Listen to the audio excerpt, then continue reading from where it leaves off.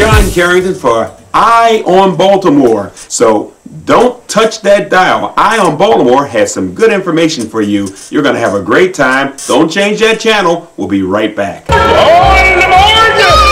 Hi, this is John Carrington, and we're welcoming you.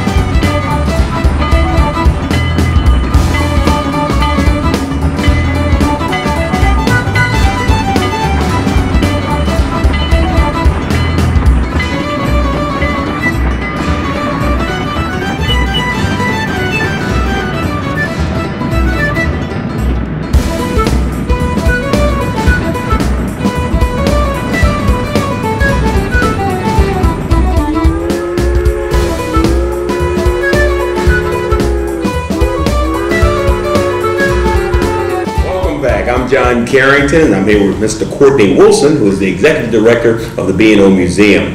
Mr. Wilson, Edgar Allan Poe used this facility as part of his travels. Let's talk about Poe for a moment. What is the relationship between Edgar Allan Poe and the B&O? Well, historically, there's a minor relationship in that he traveled between here and Ellicott City on the B&O train numerous occasions to visit his friend John Pendleton Kennedy. But that being aside, the B&O Museum is very involved with the city of Baltimore and Edgar Allan Poe as a result of the city making a decision to close the Edgar Allan Poe House right up here close to us on Amity Street as a result of budgetary constraints. So they had hired a team of consultants to see what's an alternative model for preserving the Poe House, operating the Poe House. And they came up with the rather brilliant idea that a new organization needed to be created that would brand Poe in the entire city of Baltimore. And the name of that organization is Poe Baltimore Incorporated.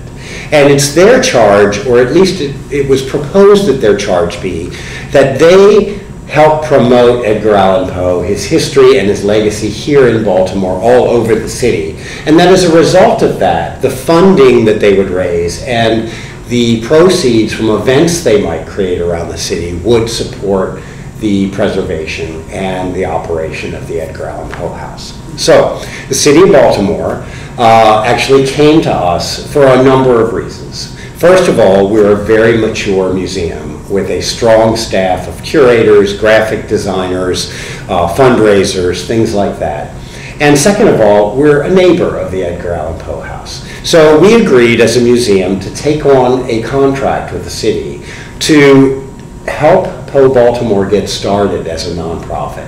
So I'm now working with a group of people on a very small board, looking to increase that board, to build this strong organization that can then go out and raise money in the next year to begin their operations. So that's sort of thing number one. Number two is I've taken on the responsibility of the Poe House itself in terms of how do we interpret this great house in Baltimore? How do we put exhibits and artifacts in the house that would be of interest to people from around the world? And then thirdly is really putting together an operational plan, a practical fundraising plan so that this new organization, Poe Baltimore Incorporated, can have a future and they can be a successful new nonprofit in the city. And I've actually become quite a fan of Edgar Allan Poe now that I'm involved with the project, and never realized that people literally come to Baltimore from around the world to go see his house here.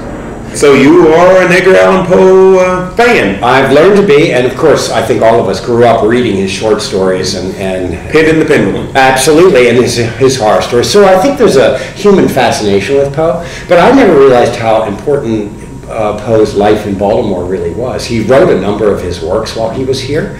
Obviously we have the body over in Westminster Cemetery. But I went up to Philadelphia to visit the Poe House in Philadelphia. There's also a monument to Poe in Boston. There was a cottage that he lived in for several months in New York. And then there's a Poe Museum in Richmond, Virginia, which is where he spent the bulk of his time. However, Poe was not born here. He was born in Boston, but on numerous occasions throughout his life, he claimed Baltimore as his birthplace. So he loved the city. The little house over on North Amity Street, not far from the B&O Museum, he actually lived in for the longest period of any other existing Poe house in the United States. So I think we have a legitimate stake for Edgar Allan Poe being a solid mascot of Baltimore, Maryland. And you know we Baltimoreans love our mascots. I mean, we got Mr. Natty Bo. Yeah. Well, somebody came up with Mr. Natty Poe. So we are a fan of our mascots. And as we know, the Baltimore Ravens, their mascot, the Raven, actually is named Poe. So there's a long legacy of Edgar Allan Poe in Baltimore. He was known to have visited several taverns in Fells Point. We know where he lived in 3 or 4 different places around town. And we know that he died at Church Home and Hospital up on Broadway near Hopkins today. So we know a lot about his life here. What can our viewers do to help you launch this new nonprofit? Well, I think learning about the new nonprofit and our mission would be great. And there is a website. If you would go to www.poeinbaltimore.org, that's Poe, Baltimore.org. You can read what our mission is, what our progress. Sign up for notifications to our blog, because what we're going to be doing is, as we reach milestones in progress, we'll be sending out articles and to our constituents to keep them up to date. Of course, the nonprofit status has not quite been reached yet by the IRS, but that's right around the corner. So save your pennies, save your money. This group is going to need a sort of financial kick in the pants to get started, and we're talking to some companies and foundations now as well. Okay, so the Poe nonprofit is going to be evolving and developing. Where do you want it to be in 5 years? I would like to see literary events all over the city that were focused on Poe. I would like to see Edgar Allan Poe raised a little bit higher in the brand base for how Baltimore markets itself across the country and across the world. And I would love to see the Poe House flourishing with 10 to 15 to 20,000 visitors a year. Wow. Wow. Okay. Your vision for other projects that you're working with? Well, it's interesting to be involved with the city because we work with them a lot on a number of historical projects with other properties, and we have an excellent relationship with the mayor and with the staff, and I think we've become a trusted partner with the city when it comes to trying to preserve the history of Baltimore. Along with our other sister institutions like the Baltimore Museum of Industry and the Maryland Historical Society, we all like to work together because we realize that government can't do everything. So we as a nonprofit, and particularly me as the director of the B&O, like to consider ourselves not only a charity, but also that we are charitable to the community that we live in. And towards that end, what we do here is we give away many, many free tickets to Baltimore City schools, to challenged communities, to daycare organizations, so that they have an opportunity to benefit from what others have given us. And the same with the city. It's like giving back to the city you live in. We like working with them and helping them whenever asked.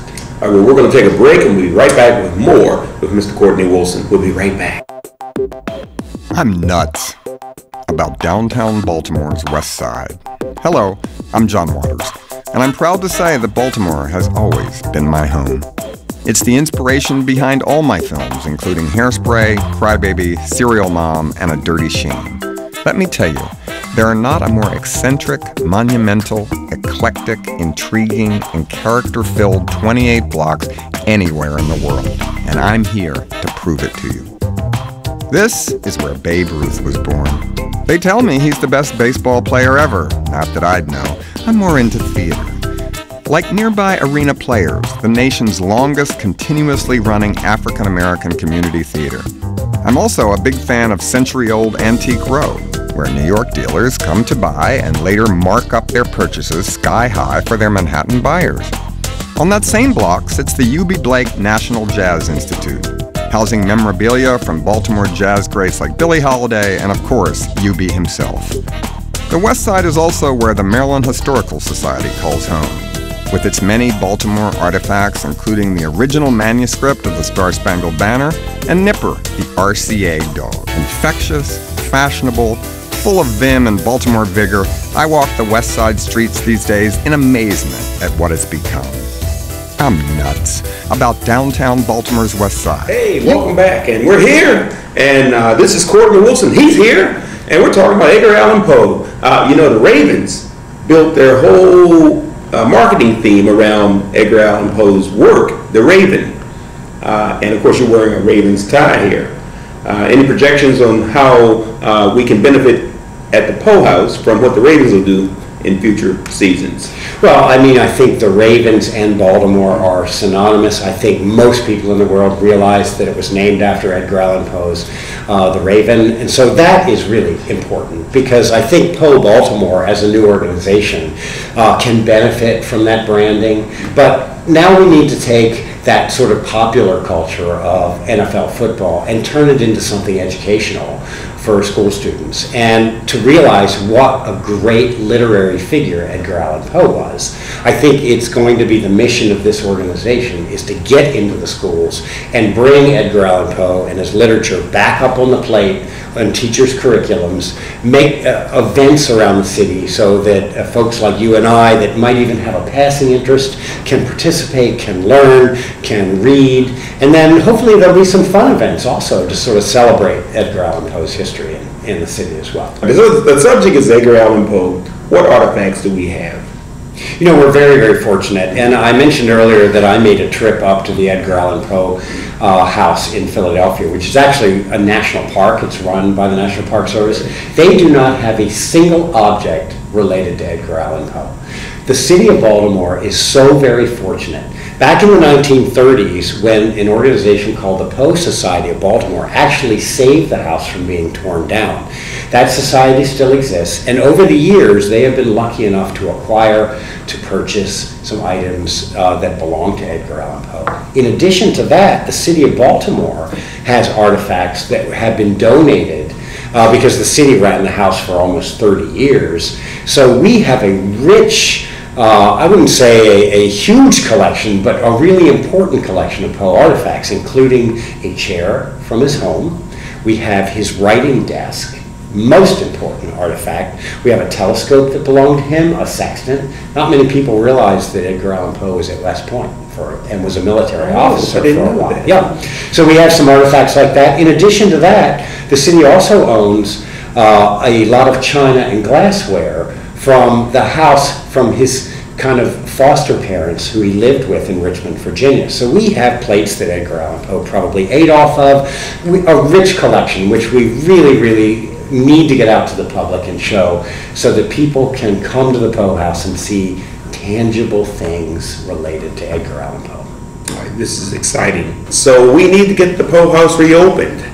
We really do, John. And I would say that it's unfortunate that the Poe House had to be closed, but it's going to end up being a good thing at the end of the year when we're finished this project, because there's a lot of things that need some preservation in the house, and we really want to put in some professional exhibits. So these important artifacts we just talked about can not only just be there, but also have a story told about how important they are to Edgar Allan Poe, to the city of Baltimore. And in addition to that, up at the Pratt Library, and Dr. Carla Hayden is actually sitting on the board of Poe Baltimore, there's a magnificent collection of Poe, including a lock of his hair, some of his early writings, things like that, and there's an Edgar Allan Poe room in the Pratt Library. So having them involved also will give us the opportunity to maybe bring some of those objects out to the public from collections where they're behind closed doors, and people get a chance to see some things that they ordinarily wouldn't have a chance to look at. So I'm really quite excited about the opportunity here, and I think we have a good, solid base group of people for Poe Baltimore, and I'm hopefully by the fall of 2013, when we're ready to launch this, everybody will have a strong set of legs and have some funding under our belts and be ready to kick Edgar Allan Poe to the top of the heap in Baltimore. I love it. Well, every year somebody leaves a rose and a bottle of cognac on Poe's grave and at Westminster Church, and that's always a big event here in Baltimore. You know, there are a bunch of sites in Baltimore where Poe is recognized, and over at Westminster Graveyard on the University of Maryland property where his grave is. There was this long tradition for 25 years or more where in the middle of the night, this shrouded fellow would show up and leave a bottle of cognac and a red rose. Unfortunately, that stopped about 3 or 4 years ago, and there's a lot of question. People still gather at the grave on that night waiting for the toaster to come by, but unless someone revives that tradition, it's kind of a lost thing for Baltimore. But I think that another toaster will show up one of these days. All right, well, we're going to take a break, and we'll be right back with more.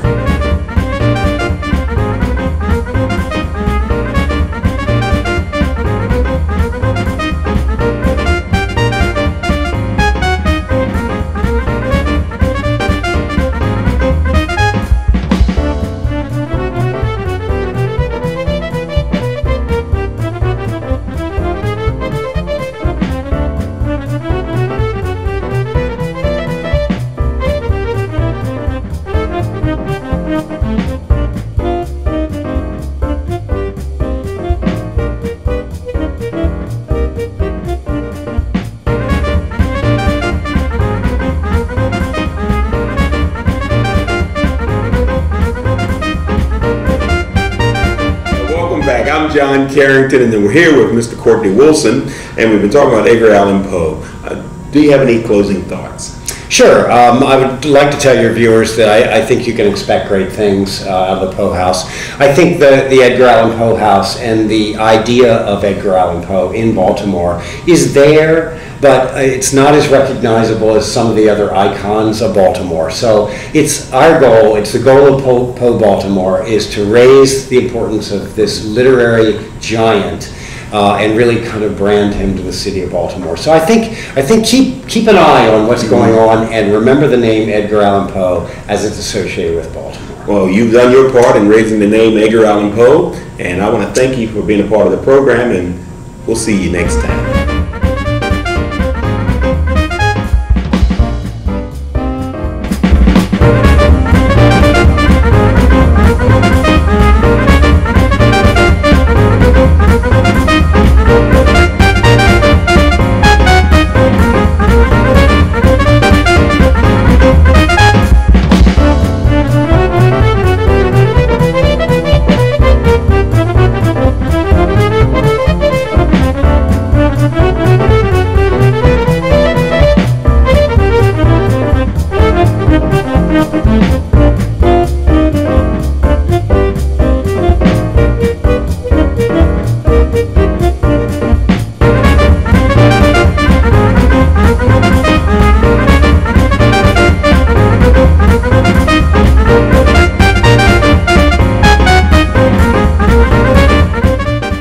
Hi, my name is Brian Tomford, and I'm the assistant manager here at the Hustling International Baltimore location. The Baltimore Hostel has been here since 2007. It was much the work of the Friends of the Baltimore Hostel, basically a volunteer organization who got together and decided Baltimore needed a hostel. So throughout their thousands of hours of volunteer work, finally in 2007 it was made into a hostel. We opened up at 44 beds and 5 dorm rooms, and we've been welcoming people from over 500 countries throughout the world and about 10,000 overnights a year. So our building was built in about 1857. It's a brownstone located in downtown Baltimore, and we hope that all of our guests enjoy the building as much as we do. There are numerous amenities that we provide, including a free kitchen that guests are welcome to use, plenty of space to store their food and make their own meals if they'd like, and there's always free food that's left behind by other travelers who will donate it to the next folks coming in.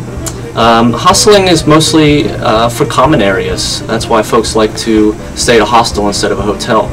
Rather than in a hotel, you've got your bed and your television.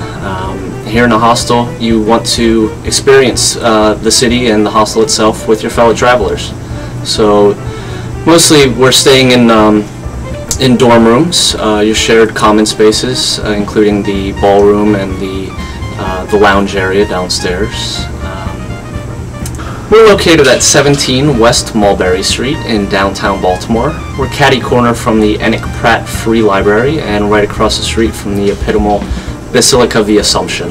We're located very conveniently to the downtown areas of Baltimore, the Inner Harbor, the Charm City Circulator, which is an amazing free bus in the area, and all the other amenities that the city has to provide. We're also conveniently located to BWI Airport by way of the light rail. It's only 4 blocks walk from the light rail station at Lexington Markets. Well, I hope you enjoyed your tour of the Baltimore Hostel. Please feel free to give us a call at the number located on the bottom of the screen.